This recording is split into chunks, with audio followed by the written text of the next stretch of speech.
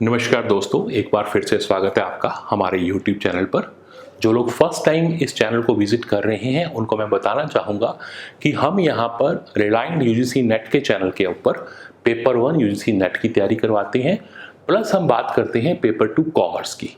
तो अब हम एक MCQ सीरीज लेके आते हैं ऑन अ डेली बेसिस। तो आज हम आपके लिए लेके आए हैं पेपर 2 कॉमर्स में से जो फर्स्ट यूनिट है आपका, उसमें एक टॉपिक आता है थ्योरीज ऑफ इंटरनेशनल ट्रेड। तो उसका एक टॉपिक है। तो इस 20 क्वेश्चंस के अंदर मेरी कोशिश रहेगी कि मैं आपको टोटल 5 थ्योरीज के बारे में बताऊं, और अगर आप इन 20 क्वेश्चंस की प्रैक्टिस कर लेते हैं तो आपको इन 5 थ्योरीज की बहुत अच्छी नॉलेज हो सकती है जो हमारे एग्जाम में काम आने वाली है। तो अगर हम इसको करते हैं तो उम्मीद है कमिंग एग्जाम के अंदर आपका एक क्वेश्चन एटलीस्ट आपका तैयार हो जाएगा। तो सिंसियरली इसको हमें करना है। तो चलिए हम शुरुआत करते हैं आज के क्वेश्चंस की। तो come to the very first question. जैसे मैंने कहा हम 5 थ्योरीज पढ़ेंगे, तो जो फर्स्ट थ्योरी से शुरू होता है काम, वो कहाँ से होता है? सबसे पहली जब से इंटरनेशनल ट्रेड हुआ, शुरुआत हुई पूरे विश्व में, मैं कहूँ तकरीबन it in the earliest of 18th century, तो उसमें एक कंसेप्ट आया मर्केंटलिज्म। तो मर्केंटलिज्म का मेन व्यू क्या था इस थ्योरी का?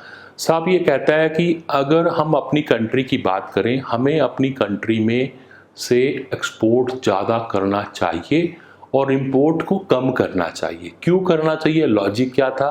क्योंकि एट दैट टाइम मनी तो थी नहीं एक्सचेंज के लिए। तब क्या चलता था? गोल्ड, कि हम गोल्ड का रिजर्व क्रिएट करें। वो कब हो पाएगा? जब हम मैक्सिमम एक्सपोर्ट करेंगे। तो अगर हम मर्केंटलिज्म की बात करें तो आपका जो राइट आंसर है वो बी है। वो ये कहता है साहब एक्सपोर्ट्स को तो आपको बढ़ावा देना है और इंपोर्ट्स को आपको कट करना है। So the major crux of this theory is improve the exports and cut the imports. अब इस थ्योरी में और क्या कहा गया, वन बाय वन हम क्वेश्चंस के थ्रू पढ़ेंगे। Second, according to this theory, इसी थ्योरी की मैं बात करता हूं, यानी किस थ्योरी में कहा गया? 4 ऑप्शन है। क्या? That holding of A countries treasure primarily in the form of A gold. यानी किस थ्योरी में ये बात कही? किसी भी देश के अंदर जो खजाना होता है उसमें मैक्सिमम क्या होना चाहिए? गोल्ड होना चाहिए। तो अभी मैंने कहा ये किस थ्योरी की बात कर रहे हैं? हम फर्स्ट थ्योरी की बात कर रहे हैं। उसका नाम क्या है? मर्केंटलिज्म। ठीक है साहब। तो इसका मर्केंटलिज्म का मेन कंसेप्ट क्या हुआ? हमने पढ़ा साहब एक्सपोर्ट ज़्यादा इंपोर्ट कम। दूसरी बात हमने क्या पढ़ी कि गोल्ड का रिजर्व ज़्यादा से ज़्यादा आपके पास होना चाहिए, तभी आप वेल्दी कहलाओगे, यानी तभी आपका नेशन रिच होगा। एक और क्वेश्चन इसी को लेकर, मर्केंटलिज्म थ्योरी में कंसेप्ट आता है, वो कहता है साहब one person's gain is equal to another's loss. एक का फायदा दूसरे का नुकसान। मेरे को फायदा तभी होगा जब किसी का नुकसान होगा। ये इस थ्योरी की सोच है। जैसे आप अगर गेम खेलते हैं, मान लीजिए चेस आप खेलते हैं, तो चेस में बेसिक कंसेप्ट क्या है? मान लो ए और बी 2 प्लेयर खेल रहे हैं, तो ए को जीतने के लिए बी को हराना पड़ेगा। ए तभी जीता हुआ माना जाएगा जब उसने बी को हरा दिया, या बी को अगर जीतना है तो उसको ए को हराना पड़ेगा। ये कंसेप्ट था मर्केंटलिज्म का, जिसको हमने नाम दिया था जीरो सम गेम। तो ये राइट आंसर है इसका। जीरो सम गेम मतलब क्या होता है कि एक का प्रॉफिट दूसरे का लॉस दोनों इक्वल है। हो सकता है किसी ट्रांजेक्शन में दोनों पार्टीज को फायदा हो जाए। हो सकता है कि एक ट्रांजेक्शन में हम क्या चाह रहे हैं कि साहब ए को बेनिफिट उतना ही होगा जितना बी को लॉस होगा, तो जीरो सम गेम हो गया। बट अगर दोनों को ही कुछ फाइनेंशियल गेन हो जाए तो उसको बोलते हैं पॉजिटिव सम गेम। दोनों को ही लॉस हो जाए उसको बोलते हैं नेगेटिव सम गेम। और एक का गेन दूसरे का लॉस इक्वल हो जाए, जो इस क्वेश्चन में पूछा गया था, इक्वलेंट हो जाए, तो right answer will be called zero sum game. तो ये बात थी मर्केंटलिज्म थ्योरी की। क्लियर? चलिए, तो फर्स्ट थ्योरी हमारी हमने तैयार की मर्केंटलिज्म। आपको 3 बातें याद रखनी है जो मैंने आपको 3 क्वेश्चन बना के दिए। फर्स्ट, एक्सपोर्ट ज़्यादा इंपोर्ट कम। दूसरा, गोल्ड का रिजर्व ज़्यादा होना चाहिए। और तीसरी बात हमने पढ़ी जीरो सम गेम। कंसेप्ट क्या होता है? एक का प्रॉफिट दूसरे का लॉस। अगर क्वेश्चन ये आ जाए कि दोनों पार्टी को फायदा हो रहा है तो हम बोलेंगे पॉजिटिव सम गेम है, दोनों को लॉस हो रहा है तो नेगेटिव सम गेम है। उसके बाद एक और थ्योरी आई साहब, उस थ्योरी का नाम था absolute cost advantage. International trade में मर्केंटलिज्म के बाद एक थ्योरी आती है, उसका नाम है एब्सोल्यूट कॉस्ट एडवांटेज। ये थ्योरी किसने दी? सिर्फ आपसे इस क्वेश्चन में नाम पूछा गया है, तो हम इसको नाम देंगे गिवन बाय एडम स्मिथ। इस क्वेश्चन का आंसर ए है, बट मैंने सभी के नाम के आगे उनका ईयर लिखा हुआ है। इसकी इंटेंशन मेरी ये है कि इसके ऊपर मैंने अलग से क्वेश्चन ना बनाकर इसी क्वेश्चन में आपको ये कह दिया कि आप ये 4 ऑथर के नेम, इनकी थ्योरीज क्या है वो भी हम पढ़ने जा रहे हैं। फिलहाल हम पढ़ रहे हैं एडम स्मिथ की थ्योरी, उसका नाम है एब्सोल्यूट कॉस्ट एडवांटेज। वो क्या कहती है वो हम पढ़ेंगे। याद रखना, आपको ईयर पूछे तो एडम स्मिथ की थ्योरी कब आई साहब? 1776 में। ठीक है, बाकी ऑथर आगे काम आएंगे आपके, तो उनमें आप ईयर यहां से याद रख सकते हो, पूछ लेता है एग्जाम में। अब बात आती है थ्योरी कहती क्या है, उसके लिए देखें आप नेक्स्ट क्वेश्चन। अब एब्सोल्यूट कॉस्ट एडवांटेज का कंसेप्ट क्या है, पहले इसको पढ़ते हैं। एब्सोल्यूट कॉस्ट एडवांटेज होता क्या है? तो ये कहता है साहब, इस थ्योरी के रिगार्डिंग 2 स्टेटमेंट आप इन दोनों को पढ़ेंगे, समझ आ जाएगी आपको थ्योरी क्या है। First point, productive efficiency deferred among the different countries. कहता हर कंट्री की एफिशिएंसी दूसरी कंट्री से अलग होती है। क्यों होती है? Because of the diversity. एक देश दूसरे से अलग होता है 2 बातों में। 2 बातें कौन सी हैं साहब? एक तो होते हैं नेचुरल रिसोर्सेस और एक होते हैं अक्वायर्ड रिसोर्सेस। हर कंट्री के पास 2 तरह के रिसोर्सेस होते हैं, एक तो जो हमें नेचर ने दिए हैं, नेचुरल है, और एक हमने अपनी नॉलेज से एक्वायर किए हैं, अक्वायर्ड रिसोर्स। ठीक है, अब नेचुरल रिसोर्स क्या होते हैं? जैसे मान लीजिए climate condition country to country vary करती है, environment country to country vary करता है, water level, ground level water है वो कंट्री टू कंट्री वेरी करता है। तो जैसे मान लो कुछ ऐसी चीज़ों का प्रोडक्शन इंडिया में ज़्यादा होगा, मान लीजिए मैंने कहा स्पाइसेस हैं, ठीक है, इंडिया में ज़्यादा प्रोडक्शन होता है क्योंकि हमारे क्लाइमेट में वो ज़्यादा होती हैं। ठीक है, तो मैंने बोला सब यूएसए में वीट ज़्यादा होता है, या मेज़ यानी इसको हम बोलते हैं कॉर्न, मक्का, वो यूएसए में ज़्यादा होता है क्योंकि ये नेचुरल एडवांटेज है, कुदरत की ओर से हमें मिला हुआ है। तो बहुत सी चीज़ें, हवा पानी ऐसी हैं जिसकी वजह से इंडिया में कुछ चीज़ों का प्रोडक्शन ज़्यादा होता है। ठीक है साहब, तो यहाँ पर ये फर्स्ट पॉइंट क्या कहना चाह रहा है कि एब्सोल्यूट कॉस्ट एडवांटेज थ्योरी ये कहती है कि एक कंट्री की एफिशिएंसी प्रोडक्शन करने की दूसरी कंट्री से डिफर होती है due to the 2 things. One thing is called natural resources, second one is called acquired. तो नेचुरल मैंने बता दिया, given by the nature. Acquired क्या होते हैं? जो हमने अक्वायर किए with the passage of time. आज की डेट में हम कहें साहब इलेक्ट्रॉनिक अप्लायंसेस के अंदर जापान का कोई मुकाबला नहीं है, घड़ियां बनाने में स्विस का कोई मुकाबला नहीं है। ठीक है ना, स्विस घड़ियां जो पूरे वर्ल्ड वाइड लोग फेमस हैं। ठीक है, सॉफ्टवेयर के अंदर इंडियंस अच्छा काम कर रहे हैं। तो हर कंट्री का अपना स्पेशलाइजेशन है। ऑटोमोबाइल के अंदर मान लो कोरियन कंट्री का, तो ये क्या है? अक्वायर्ड रिसोर्स है। दूसरा पॉइंट पढ़ते हैं, the difference in the natural advantage manifest in the, जो मैंने अभी आपको बताया उसका कारण ये बता रहा है कि डिफरेंस जो होता है वो क्यों होता है। कहता है due to the varying climate, हर कंट्री का क्लाइमेट अपना अपना है, quality of the land, availability of the minerals, कहीं ज़्यादा है कहीं कम है, water level and other resources. तो एब्सोल्यूट कॉस्ट एडवांटेज ने क्या बात कही? पहली बात इसने कही कि साहब कोई भी एक कंट्री दूसरी कंट्री से अलग है 2 बातों से, एक तो नेचुरल रिसोर्स की वजह से और एक अक्वायर्ड रिसोर्स की वजह से। दूसरा इसने एक्सप्लेन कर दिया, तो यानी कि दोनों स्टेटमेंट अपने आप में करेक्ट है। ठीक है, तो यानी इसका राइट आंसर अगर आप देखने लगेंगे तो इसका राइट आंसर होगा B, that both the statements are correct. अब ये थ्योरी कहना क्या चाहती है? जैसे मैंने कहा ना, country to country natural resource and acquired resource अलग अलग होते हैं, तो जिसमें हमारी मास्टरी है, जिसको बनाना हमें सस्ता पड़ता है, हम वो ज़्यादा बनाएंगे। कॉटन है, इंडिया में ज़्यादा होती है, तो इंडिया उसी को एक्सपोर्ट करेगा। ठीक है ना, यूएसए में मक्का यानी कॉर्न ज़्यादा होता है, तो यूएसए उसको एक्सपोर्ट करेगा। तो एब्सोल्यूट कॉस्ट एडवांटेज बात की गई कि एग्जैक्टली आपको बेनिफिट कहाँ होता है, आप उसका प्रोडक्शन ज़्यादा करेंगे। अब इसको लेकर हम और कुछ क्वेश्चन करते हैं, थ्योरी को लेकर आए आप। इस थ्योरी में एक वर्ड आया, एब्सोल्यूट कॉस्ट एडवांटेज थ्योरी के अंदर एक वर्ड आया, it is based on the doctrine, यानी एडम स्मिथ ने एक सिद्धांत दिया, ठीक है। आपसे पूछेगा उसका मतलब क्या है, ठीक है। तो आप ये देखें, लेसे फेयर। लेसे फेयर मीन्स क्या होता है कि ये कहता है साहब नो रेस्ट्रिक्शन। जो मेन इसका कंसेप्ट है कि व्यापार में किसी भी तरह का प्रतिबंध नहीं होना चाहिए। तो let the make freely, freedom of enterprise, freedom of commerce, ये तीनों के तीनों इसी सिद्धांत पे काम करते हैं। तो राइट आंसर हमारा क्या होगा, ऑल ऑफ द अबव। तो एब्सोल्यूट कॉस्ट एडवांटेज में एक टर्म यूज की गई जो मैंने बताया, विच मीन्स सभी को काम करने का अधिकार है, बिजनेस करने का अधिकार है, सबको फ्री काम करने दिया जाए, ठीक है।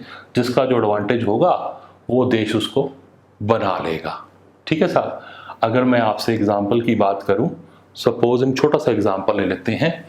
यहां मैंने ले लिया इंडिया, यहां मैंने ले लिया यूएसए, ठीक है साहब। यहां मैंने ले लिया वीट, यहां ले लिया मैंने कॉर्न।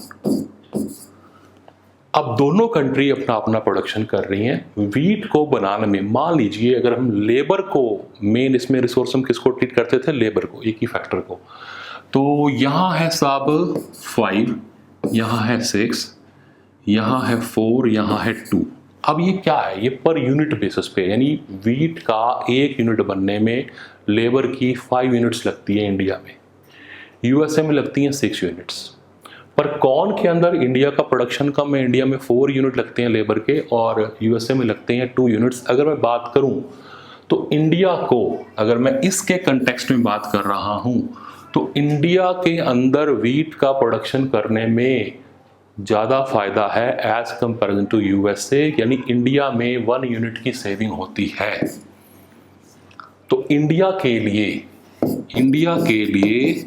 कॉस्ट एडवांटेज किसके अंदर ज़्यादा हो गया, वीट। हमें वीट एक्सपोर्ट करना चाहिए, सस्ता पड़ता है, हम बजाय यूएसए को क्या पड़ रहा है, महंगा पड़ रहा है। अगर हम कॉर्न की बात करें तो कॉर्न की बात में देखो यूएसए को बेनिफिट है 2 पॉइंट का।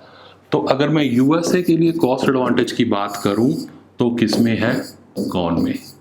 यानी कॉर्न बनाएगा यूएसए, इंडिया बनाएगा वीट। एब्सोल्यूट कॉस्ट एडवांटेज का ये एक सिंपल सा कंसेप्ट है। अब थर्ड थ्योरी पे आते हैं। इसके बाद एक और थ्योरी आई साहब, उसका नाम है theory of comparative advantage. Comparative advantage theory किसने दी थी, ऑथर का नेम आप याद रखना, given by the David Ricardo. अब इसमें जैसे मैंने कहा सेकंड थ्योरी जो हम पढ़ रहे थे एब्सोल्यूट कॉस्ट एडवांटेज, उसमें कमी क्या है फिर। मान लीजिए अभी जो मैंने एग्जांपल लिया, यहाँ मैंने लिया इंडिया, यहाँ मैंने लिया यूएसए, यहाँ मैंने लिया था एग्जांपल वीट का, यहाँ मैंने लिया कॉर्न का, और let the case is like this. अब दोनों प्रोडक्ट में चाहे वीट की बात हो चाहे कॉर्न की बात हो, बेनिफिट किसको है, यूएसए को। वीट बनाने में भी कॉस्ट एडवांटेज यूएसए के पास है, 2 यूनिट्स कम लगते हैं। कॉर्न बनाने में भी यूएसए को 3 यूनिट्स कम लगते हैं। तो एब्सोल्यूट कॉस्ट एडवांटेज तो दोनों प्रोडक्ट्स का यूएसए के पास चला गया, इंडिया के पास तो कुछ रहा ही नहीं। इसका मतलब इंडिया कभी कुछ एक्सपोर्ट ही नहीं कर पाएगा, हमेशा इंपोर्ट करेगा, ऐसा नहीं है। इसीलिए थ्योरी बनी, उसका नाम क्या है, कंपैरेटिव एडवांटेज। अब ये कंपैरेटिव एडवांटेज क्या है, वो कहता है सब आप पहले ये देखते हैं, अगर वीट की हम बात करें तो इंडिया को लॉस है 2 यूनिट्स का, यानी अगर इंडिया प्रोडक्शन करता है तो उसको एक वीट का यूनिट बनाने में 5 यूनिट्स लगते हैं लेबर के, यूएसए को लगते हैं 3, तो इंडिया के लिए डिसएडवांटेज है 2 यूनिट्स का। पर कॉर्न की बात करूं, कॉर्न में डिसएडवांटेज कितना है, 3 का है। डिसएडवांटेज दोनों में है क्योंकि दोनों के दोनों का कॉस्ट एडवांटेज कौन लेके जा रहा है, यूएसए लेके जा रहा है। तो कंपैरेटिव थ्योरी कहती है सब हम ऐसा करेंगे, अगर इंडिया की बात करूं तो जिसमें हमारा डिसएडवांटेज कम है, जिसमें हमारा डिसएडवांटेज कम है उसको हम क्या करेंगे, बना लेंगे। और जिसमें हमारा डिसएडवांटेज ज्यादा है उसको हम बाहर से मंगवा लेंगे। जैसे अब इंडिया को लॉस वीट में 2 यूनिट्स का है और कॉर्न में 3 का है। ज़्यादा लॉस किस में है? कॉर्न में है ना। तो कॉर्न हम नहीं बनाएंगे, हम बाहर से मंगवाएंगे यूएसए से। पर ये हम यूएसए को भेज सकते हैं क्योंकि हमारा इसमें डिसएडवांटेज कम है। यूएसए क्या मतलब किसी भी कंट्री को एक्सपोर्ट कर सकते हैं। तो ये कंपैरेटिव थ्योरी एग्जांपल है। 2 प्रोडक्ट्स 2 नेशन हम इसमें लेके चलते हैं। अब इसकी डिटेल हम पढ़ेंगे नेक्स्ट एग्जांपल में आए क्वेश्चन के अंदर। देखें आप, कंपैरेटिव एडवांटेज एक कंट्री के पास है तो उसको क्या एक्सपोर्ट करना चाहिए। अगर आप कंपैरेटिव थ्योरी की बात करें तो आप कंपैरेटिव एडवांटेज में कौन सी गुड्स को एक्सपोर्ट करेंगे। तो देखें, absolute disadvantage is less than of another goods. ये मेरा राइट आंसर है, आप पढ़ के देखें। Absolute disadvantage is less. किस में लेस था? वीट में लेस था। अनदर गुड्स मैंने कौन सी ली थी? कॉर्न। तो मैं क्या करूंगा? वीट को एक्सपोर्ट। यानी एब्सोल्यूट कॉस्ट एडवांटेज तो ये कह रहा था कि अगर आपको एडवांटेज नहीं हो रहा तो आप ट्रेड ही मत करो। बट डेविड रिकार्डो ने कहा ऐसा नहीं है, कोई भी एक कंट्री को हमेशा एडवांटेज नहीं होता। जिसमें कम डिसएडवांटेज है उसको आप क्या कर दो? भेज सकते हो। ठीक है, क्लियर है। तो absolute disadvantage is less than the another goods. ठीक, बिल्कुल रिवर्स क्वेश्चन मैंने डाला है। अब मैं बात करूंगा इंपोर्ट की। Comparative advantage a country should import. किसको इंपोर्ट करना चाहिए? देखें आप, option number B, absolute disadvantage is more than of the another goods. जिसमें डिसएडवांटेज मेरे को ज्यादा हो रहा है। मेरे को किसमें ज्यादा हो रहा था? कॉर्न में। ये क्या था? वीट। तो मैं क्या करूंगा? इंपोर्ट करूंगा। किसका? कॉर्न का। मैं नहीं बनाऊंगा, यूएसए से मंगवा लूंगा और वीट को भेज दूंगा एक्सपोर्ट करके। क्लियर? चलिए 9th के बाद नेक्स्ट थ्योरी पे आते हैं। उसका नाम है साहब relative factor endowments. Theory name is the theory of relative factor endowments. अब ये फैक्टर इंडोमेंट्स में क्या आया? पहली बात, ये दी किसने थी? हम उसका नाम देख लेते हैं। It is given by the Heckscher and Ohlin. Heckscher and Ohlin ने मिलकर ये थ्योरी दी थी। उसका नाम था रिलेटिव फैक्टर इंडोमेंट। अब इसका कंसेप्ट था क्या बेसिकली? आल्दो पहली बार हेक्सचर ने 1919 में अपना एक रिसर्च पेपर प्रेजेंट किया जिसने उसने कंपैरेटिव कॉस्ट थ्योरी जो डेविड रिकार्डो को बनाई थी उसको गलत ठहरा के बोला नहीं, ऐसा नहीं होता। हर कंट्री के पास अपना खुद के इंडोमेंट, यानी कोई ऐसी चीज होती है जहां उसका स्पेशलाइजेशन होता है, हमें उसको देखना चाहिए। यानी कि इस थ्योरी में हेक्सचर ने पहली बार उसने वर्ड यूज किया फैक्टर। और इससे पहले जो वर्ड हम यूज कर रहे थे ना सभी थ्योरीज के अंदर, वहां पर मेजर फोकस किसके ऊपर था? प्रोडक्टिविटी। तो कहता प्रोडक्टिविटी नहीं है। आपने एब्सोल्यूट कॉस्ट एडवांटेज पढ़ा कि आपकी प्रोडक्टिविटी किस में ज्यादा है, उसमें आपको कॉस्ट एडवांटेज है, आप उसको बाहर भेजो। जिसमें कम है उसको मत भेजो। कंपैरेटिव में आपने कहा जिसमें डिसएडवांटेज कम है उसको बनाओ।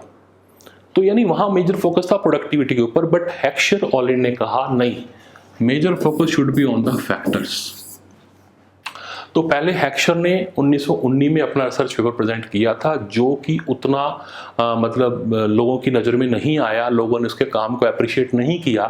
तो बाद में ऑलिन ने इन 1933 दोबारा उसको रीमॉडिफाई किया, उसी काम को रीडिफाइन किया, उस थ्योरी को दोबारा स्ट्रक्चर किया, जिसकी कमियां थी वो निकाल के तब ये वर्ल्ड वाइड फेमस हुई थ्योरी।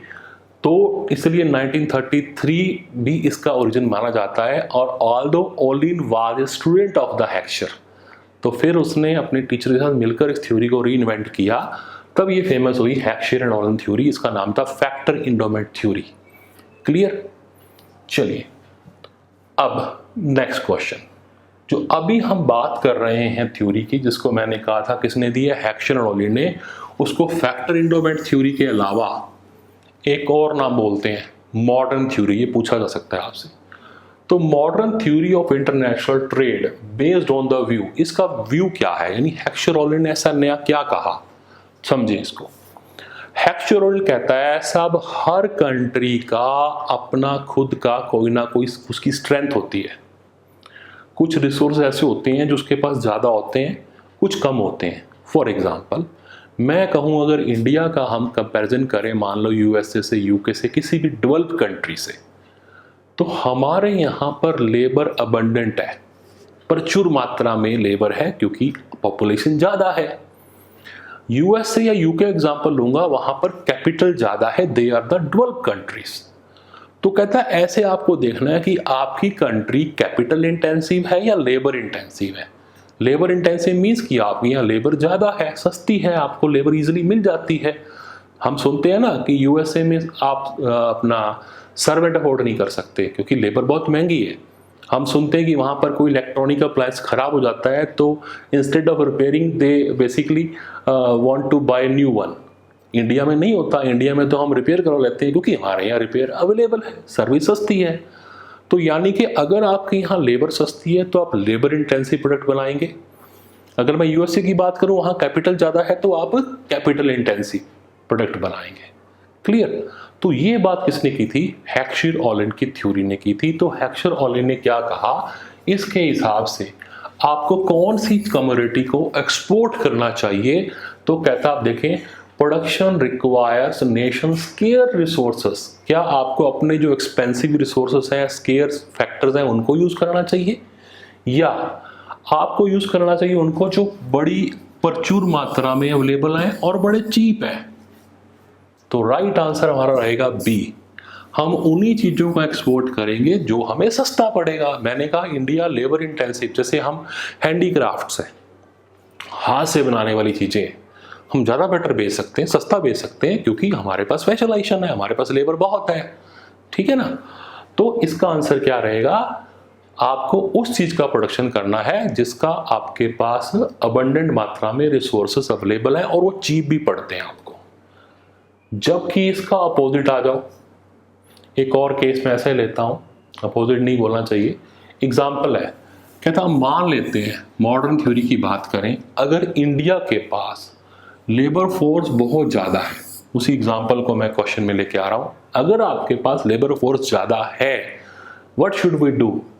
कहता इंडिया शुड एक्सपोर्ट, इंडिया को एक्सपोर्ट करना चाहिए लेबर इंटेंसिव गुड्स को। बिल्कुल ठीक बात है, करना चाहिए, बट आपको सारे ऑप्शन पढ़ने पड़ेंगे। एक और ऑप्शन रखा हुआ है, India should import capital intensive goods. तो दोनों ही ठीक है ना, एक्सपोर्ट करेंगे लेबर इंटेंसिव प्रोडक्ट्स को और इंपोर्ट करेंगे कैपिटल इंटेंसिव गुड्स को। तो यहां पर राइट आंसर क्या रहेगा, D, both A and C are a correct one. Clear. चलिए हेक्सचेरोली के अंदर एक और सिंपल सा क्वेश्चन, जैसे मैंने आपको शुरू में बताया कि यहाँ पर मेन इशू क्या था, उन्होंने एक कंट्री को दूसरी कंट्री से डिफरेंस किस बेस पे किया, उसको बोलते हैं फैक्टर इंडोमेंट। तो यही इसका आंसर है। कहता है Heckscher Ohlin basic cause of the international trade होने की सबसे बड़ी वजह क्या होती है, that is the difference in the factor endowment.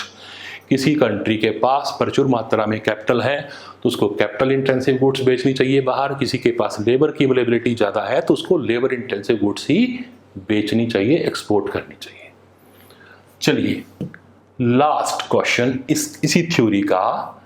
इस थ्योरी में क्या हुआ, हेक्सचेरोली ने बोल दिया कि मान लो यूएसए में कैपिटल ज़्यादा है तो कैपिटल गुड्स बनाए और एक्सपोर्ट करे, इंडिया में मान लो डेवलपिंग कंट्री में लेबर ज़्यादा है तो लेबर बनाए। बट जब रिसर्च की गई, स्टडी की गई, तो ये पाया गया कि यूएसए में कैपिटल गुड्स की मात्रा ज़्यादा है, फिर भी वो कैपिटल गुड्स को इंपोर्ट ज़्यादा कर रहा है और लेबर इंटेंसिव को ज़्यादा एक्सपोर्ट कर रहा है। देखें पढ़ के, international trade theory which provides that capital intensive country should export क्या, लेबर इंटेंसिव गुड्स। रिवर्स हो गया उसका, इसको बोलते हैं लियोनटिफ पैराडॉक्स।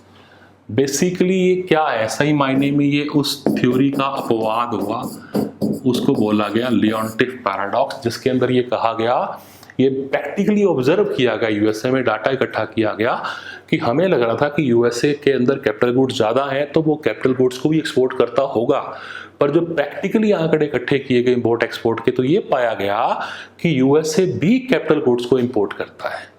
ठीक है, तो ये इस थ्योरी का कंसेप्ट था, यानी लियोनटे पैराडॉक्स क्या है, इसका अपवाद है।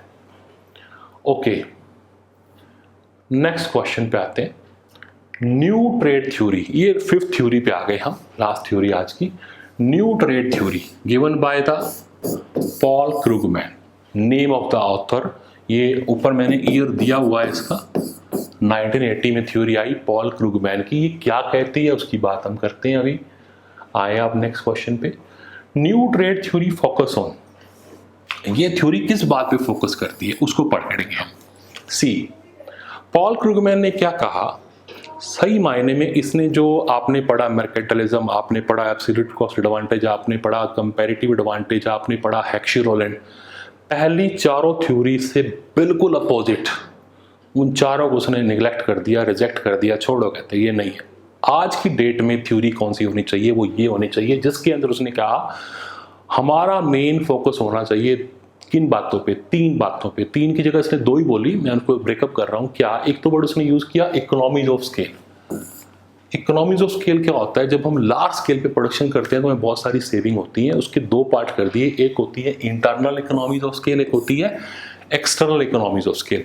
कंसेप्ट आपको पता है, हम पढ़ते हैं इकोनॉमिक्स में कि जब हम प्रोडक्शन का लेवल बढ़ाते हैं तो क्या होगा, मैं ज़्यादा रॉ मटेरियल परचेज करूंगा तो मेरे को सस्ता मिलेगा।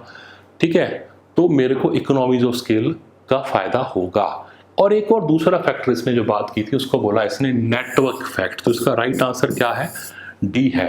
क्या कहा, न्यू ट्रेड थ्योरी के अंदर फोकस किया गया दो बातों पे, एक तो इकोनॉमीज ऑफ स्केल पे और एक नेटवर्क इफेक्ट। अब ये नेटवर्क इफेक्ट्स होता क्या है वो भी हम डिस्कस करेंगे। इकोनॉमीज ऑफ स्केल क्लियर है आपको, बड़े स्तर पे सेविंग करने की, यानी प्रोडक्शन करने की वजह से जो सेविंग होती है उसको क्या बोलते हैं, इकोनॉमीज ऑफ स्केल बोलते हैं। ये आता है उसके बाद नेटवर्क इफेक्ट्स क्या है।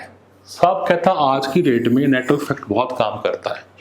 मैं आपको बेस्ट एग्जांपल दूं, आप फेसबुक की बात करें, आप व्हाट्सएप की बात करें, एक छोटा सा को मैसेज, कुछ नया मार्केट में क्या चल रहा है अगर आ गया ना, तो वो इतनी जल्दी फैलता है पूरे मार्केट में, सबके खबर पहुंच जाती है। क्योंकि सोशल साइट्स का काम ही क्या होता है, सब लोग टच में रहते हैं, फेसबुक व्हाट्सएप यूज करते हैं, ये नेटवर्क इफेक्ट होता है।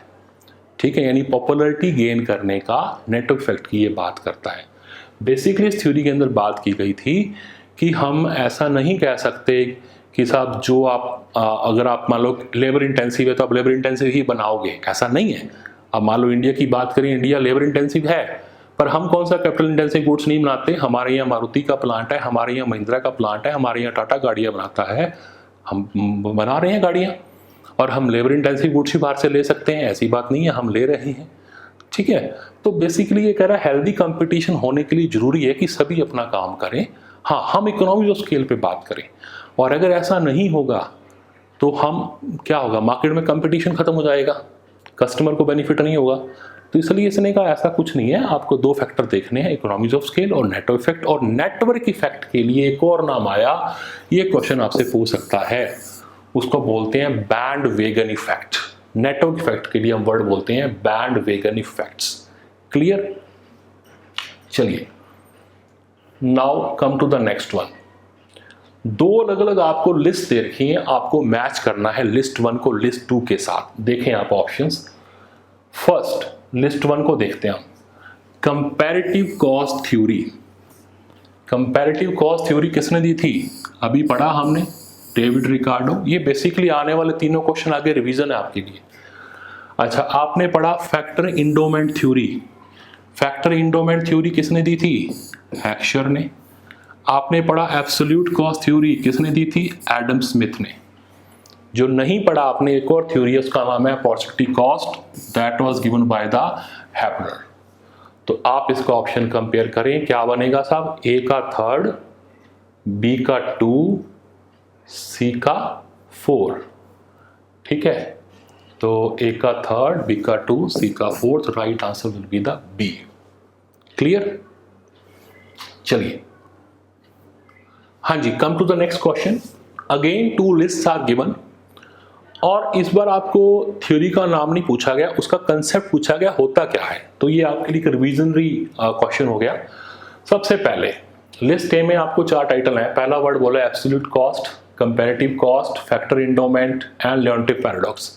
वन बाय वन हम पढ़ते हैं स्टेटमेंट सेकंड लिस्ट में से। देखें आप, फर्स्ट पॉइंट क्या कह रहा है, a country having a direct cost advantage in the advantage theory production of a product on account of a greater efficiency। Sorry, मैंने पहले बी पढ़ लिया, कोई बात नहीं।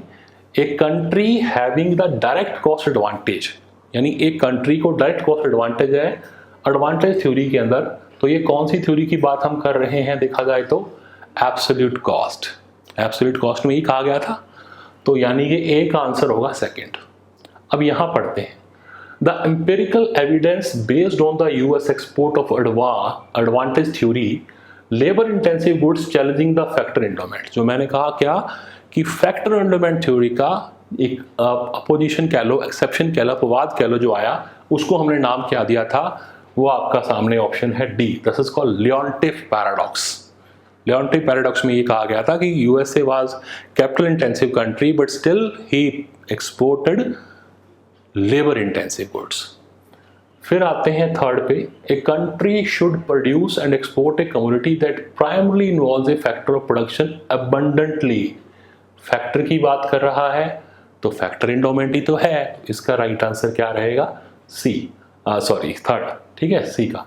तो इनको आप देखेंगे तो आपके सामने ऑप्शन ये आएंगे, तो आप कंपेयर करेंगे। जैसे मैंने अभी बताया ए का सेकंड था, जो मैंने अभी चेक किया, लियोनटिफ पैराडॉक्स ये रहा, तो राइट आंसर क्या रहेगा, ए। आप प्लीज इसको क्रॉस चेक जरूर कर लेना, मेरे पॉइंट ऑफ आंसर इसका क्या रहेगा, A. And the last one, same kind of concept is there. आपको 2 अलग अलग लिस्ट दे रखी है, आपको मैच करनी है।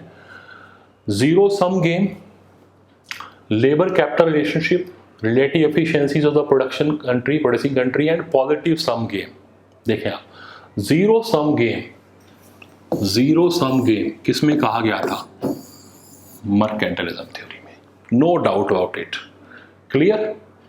तो हम ए का ऑप्शन 2, आप देखें ए का ऑप्शन 2 इन 2 में, यानी इनको कट कर दें, ए का ऑप्शन 2 है। अब आप इनको देख लें, बाकी में तीनों ऑप्शन डिफर है, यानी एक हिंट अगर आपको और मिल गया तो आपका काम क्लियर हो जाएगा। उसके लिए हम देखते हैं, देखो आप सेकंड के बाद labour capital relationship. Labour capital relationship की बात किसने की गई थी, आपके लिए बात की थी इसने फैक्टर के अंदर। 2 फैक्टर होती हैं फैक्टर प्रोपोर्शन में, लेबर और, तो बी का आएगा 1, बी का आएगा 1, तो my point of view answer should be C. फिर भी आप चेक करते हैं, सी का ये बता रहा है 4th, ये देखें सी का 4th, किसकी बात आई है, कंपैरेटिव एडवांटेज की। And the last one, positive sum game, ये समझने वाली बात है, कौन सी थ्योरी है, सेकंड वन, एब्सोल्यूट एडवांटेज। ठीक है, एब्सोल्यूट एडवांटेज में क्या होता है कि मेरे को जिस प्रोडक्ट को बनाने में डायरेक्टली बेनिफिट होगा, मैं सिर्फ वही बना के एक्सपोर्ट करूंगा, तो यानी मैं पॉजिटिव सम गेम खेल रहा हूं। तो ये एक पॉइंट आपके लिए नया हुआ, तो आपका राइट आंसर रहेगा सी, क्लियर। चलिए, तो ये हमने 20 क्वेश्चंस के द्वारा कोशिश की मैंने कि आपको मैं 5 थ्योरीज के बारे में बता पाऊं। अगर आपको ये एफर्ट अच्छा लगे तो आप प्लीज़ हमारे चैनल को सब्सक्राइब करें, शेयर जरूर करें अपने फ्रेंड सर्कल के अंदर, और बेल आइकन के बटन को जरूर प्रेस करें। तो मिलते हैं इसी तरह के 20 क्वेश्चंस के अंदर कल। Thank you very much.